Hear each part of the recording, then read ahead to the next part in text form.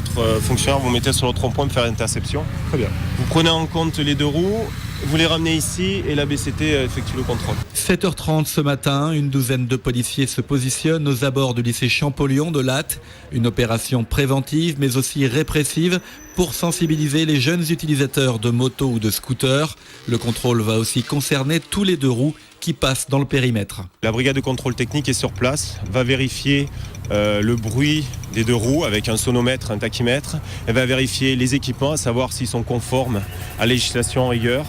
Et on va également vérifier tout ce qui est les pneus lisses, c'est-à-dire la sécurité même, et faire des rappels, notamment avec l'obligation de porter le casque, ou alors tous les 4-5 ans de le remplacer, ou s'il y a eu un accident auparavant, rappeler qu'il faut aussi avoir un casque de qualité. Un bruit d'avion au décollage, là, quasiment. Donc c'est assez impressionnant, surtout en plein centre-ville. Ce monsieur apparemment nous dit faire du circuit de vitesse, mais ce n'est pas une moto qui est adaptée pour la circulation. C'est un modèle homologué, mais l'échappement a été modifié. Cela veut dire que le moteur a été débridé. Le deux roues peut donc atteindre des vitesses peu adaptées à son gabarit et à la formation de son conducteur.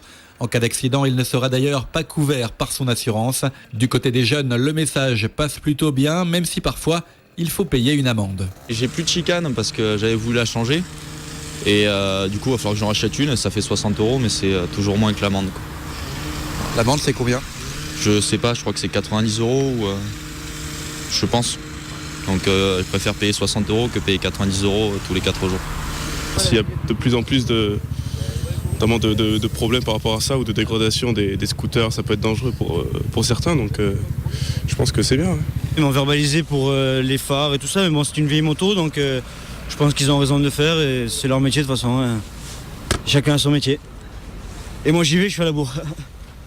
Et les contrôles sur les deux roues ne sont pas faits au hasard. Dans notre département, encore très accidentogène cette année, ils sont particulièrement exposés. Au 2 décembre matin, on est à 95 tués sur les routes dans le département de l'Hérault. Sachant que l'an dernier, sur toute l'année 2009, on était à 101. On a un peu plus d'un tiers de tués sur la route qui sont des conducteurs de deux roues. Et parmi ces conducteurs de deux roues, effectivement, une proportion de jeunes conducteurs, donc soit sur scooter, soit sur moto. Sur cette opération de police à Latte ce matin, 62 roues ont été contrôlés en 2 heures. 14 conducteurs ont été verbalisés. Certains devront même modifier leur machine et la faire à nouveau.